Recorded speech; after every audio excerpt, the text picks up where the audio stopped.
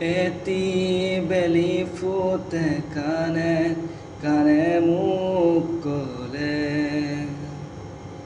তুমি মই একেটি হোৱাৰে সেই বেলি ফুটে উৰে নিশা মোক আহি